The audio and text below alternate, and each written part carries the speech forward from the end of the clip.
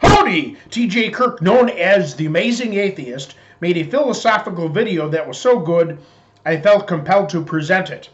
However, parts of it were objectionable, so I edited and critiqued it. Here goes. TJ said, "This is about how humanity is a festering pile of shit, and I hate the entire species. So, not my most uplifting material, but I was in a bad mood. Enjoy."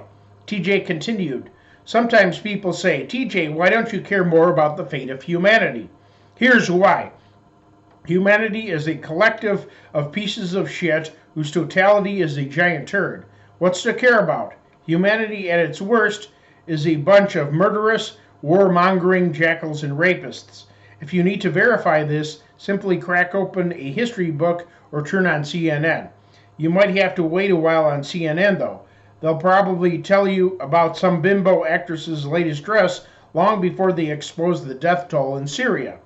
But if you're patient, they'll eventually remind you with, oh yeah, while we distract you with shiny people with bubbly personalities, the whole world crumbles around you." And I agree with him. He then said, at best, humanity is a bunch of simple-minded a-holes who are so misinformed they think voting means something. Instead, I say, humanity is so misinformed they are ignorant of gender, race, and other basic facts about people and think that good is evil and evil is good. As for voting, TJ was right at the time when all candidates were basically the same. But voting became important again since we again had diverse candidates. TJ said you have to choose between the authoritarian right and the slightly less authoritarian right. Most Americans accept this blatantly false dichotomy as an exercise in freedom. He's right about our limited choices, but our choices are actually either the slightly left or the far left. He went on, it's no different in most other countries. The UK still even has monarchs rattling around. They say, well, the monarchs don't really have any power. They're more like a figurehead. Well, congratulations on that. You've managed to pay for, with your tax money, people who do nothing except attend ceremonies and live in the lap of luxury. Why? Because they came out of a royal vagina instead of a peasant vagina. Yeah, you're so enlightened. And I agree with him. TJ observed, some people say we are redeemed by our geniuses. You know, Shakespeare and Einstein and all of that. Yeah, Shakespeare wrote some poignant plays, but how many people understand them? We've produced some incredible minds, but results not typical. I repeat, results not typical. And I agree with him. TJ griped, Einstein revolutionized our understanding of the cosmos. But most Americans still think that everything was created by a vengeful wizard who lives in the sky, and he's invisible. But TJ was completely wrong.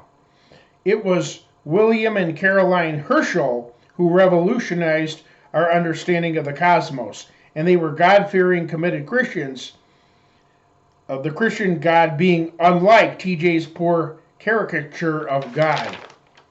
TJ then complained, every day people starve to death, people fight in wars, girls have their clitorises removed, people are forced to work in deadly mines and inhospitable sweatshops.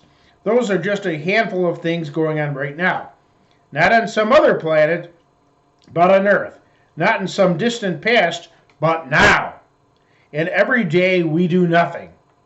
What he said is certainly true. He did concede, I'm not unsympathetic to those who cling to hope. I too have seen extraordinary acts of kindness and love from the species. Many people tried to do good, and I agree. TJ explained, here's the problem. To create something, it takes cooperation, understanding, compassion, drive. To destroy something, all it takes is one little action. For example, to build the Twin Towers took architects, construction workers, factory workers, shipping companies, inspectors, and an infrastructure.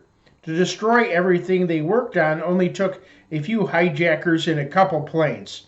I kind of agree, but it took lots of time to develop a big hostile, organized culture and the technological weapons in order to arrive at terrorism. He also remarked, John F. Kennedy's entire cognition was destroyed by a tiny piece of metal. It it took an entire democracy to elect Kennedy, but only one man with a rifle to nullify their choice. TJ was right to bring up this tragedy, but I would have brought up the story of Abraham Lincoln instead, since the same thing happened to him, and he was a much better president than Kennedy. He continued, that's why we're irreparably bleeped.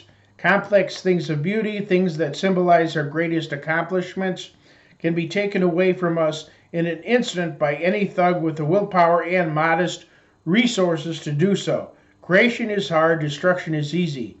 So evil has a serious inherent advantage in our world. So, anyone who wants the rosy view of humanity and its chances for a bright, shining future must contend with that.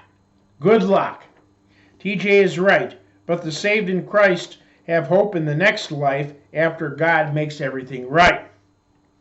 To possibly motivate his viewers, TJ remarked, think about what you are. You are a miracle of evolutionary biology. You have a highly developed brain capable of greater leaps of cognition than any other species on the planet. I agree, save for one thing. You are rather a miracle designed by God. In the end, TJ offered no solution and peddled his merchandise. My solution is for people with extra intelligence and higher morals to do their best to enforce their ideas and culture and eventually use genetics to breed more intelligent and morally upright people. Take care.